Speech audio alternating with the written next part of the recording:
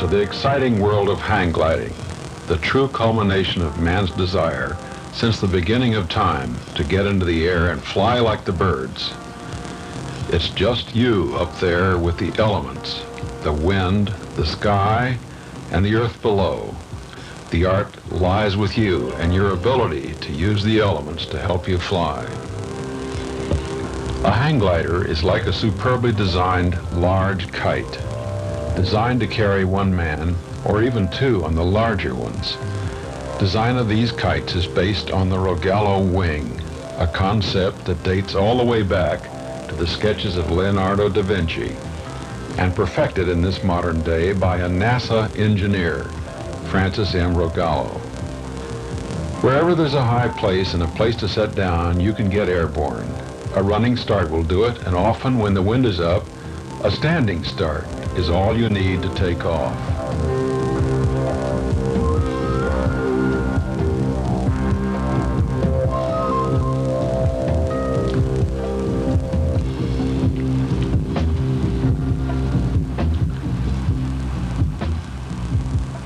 For beginners, it's recommended to start out on a soft rolling hill. The kite is held up, pointed into the wind, and the pilot starts running downhill. As speed picks up, the kite begins to develop lift, and soon liftoff takes place. Once airborne, the kite will fly straight and level due to the inherent stability of the Rogallo wing design principle.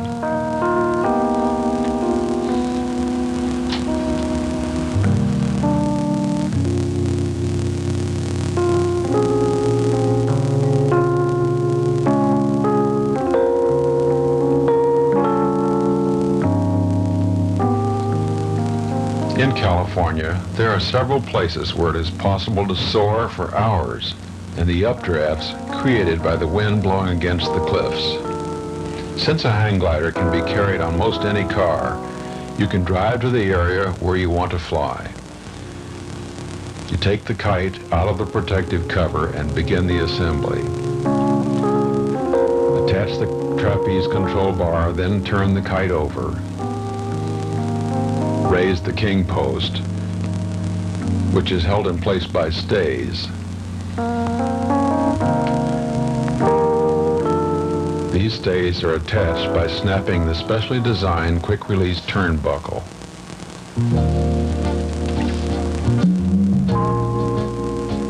Now you open the wings on each side and fasten at the ends of the crossbar.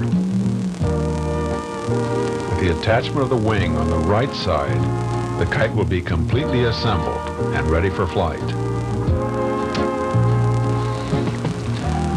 Assembly of the kite requires no special tools, as all assembly points work with wing nuts or special fittings. Getting a kite flight ready takes only a few minutes. Now you're ready to fly. Check the wind force and direction, look over the terrain, and prepare for takeoff.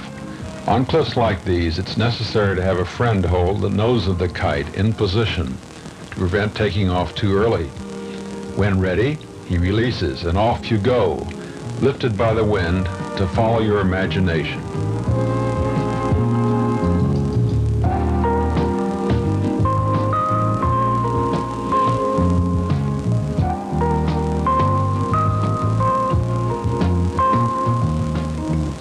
Once you're airborne, control is accomplished by moving your body weight.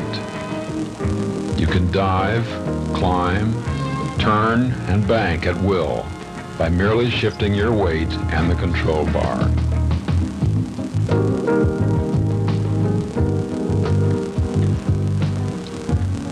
Will's Wing kites are made of aircraft quality aluminum tubing with Dacron sails and all cables and fittings of stainless steel.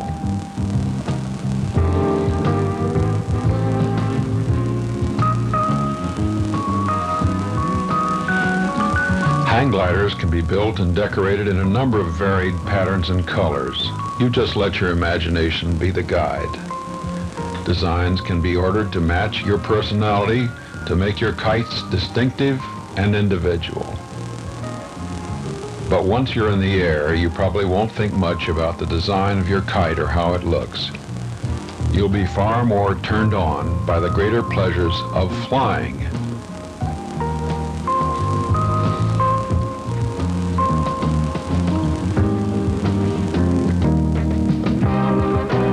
A complete hang glider, packaged for transport, weighs only about 32 pounds, so it can easily be hand-carried from any landing spot, such as a beach, which is not accessible by car.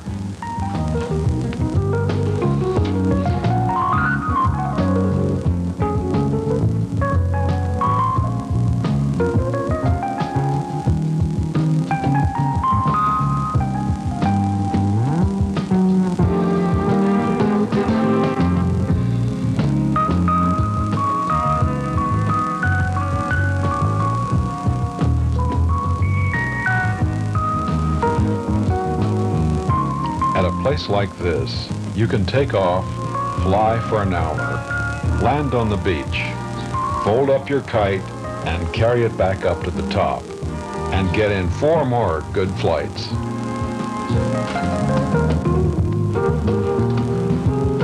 At a place like the cliffs at Waimanalo, Hawaii, it is also possible to soar for hours at a time. This is where Bob Wills of Santa Ana, California, set a world's duration record, flying continuously for 5 hours and 3 minutes. Shortly afterward, he broke his own record, staying aloft this time for 8 hours and 24 minutes. But that was not the final record. John Hughes, flying a Wills Wing training kite, established a new record by staying aloft at Waimanalo for 10 hours and 5 minutes. During this flight, Hughes wore a pair of stereo headphones and didn't come down till 11 that night. From the cliffs at Waimanalo, it is possible to gain more than 1,000 feet of altitude above the takeoff point, which itself is over 1,100 feet high. On a good day, it is possible to soar from the south end of the island to the north end and back again, over 30 miles each way.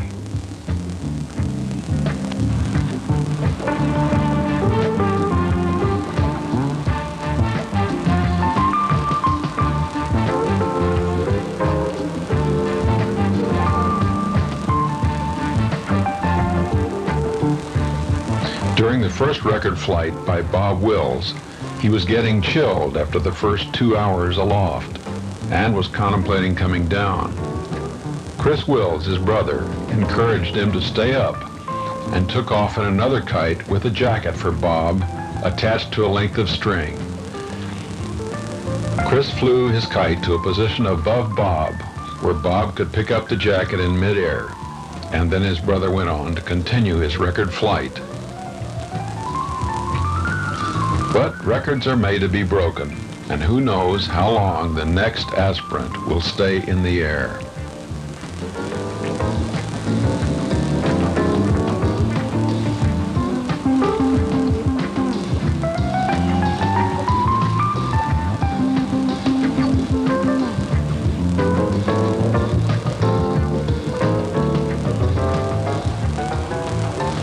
People in many parts of the country are now learning to soar on thermals, hot columns of air, rising many thousands of feet. Future hang glider competitions will undoubtedly include distance flying. As pilots and techniques improve, cross-country soaring will become the greater challenge.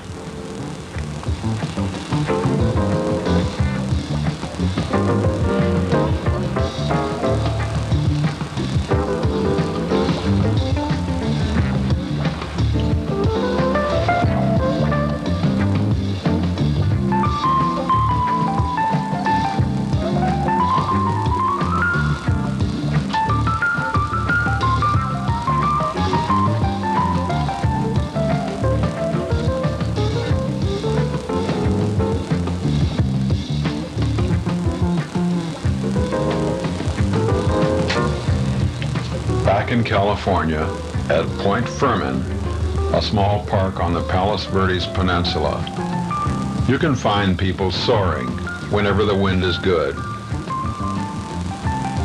almost every day during the spring, summer,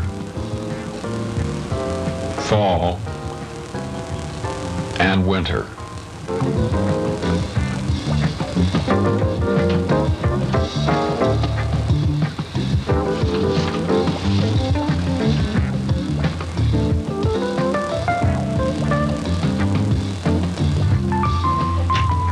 This film was produced by Chris Wills of Sport Kites Incorporated, Santa Ana, California.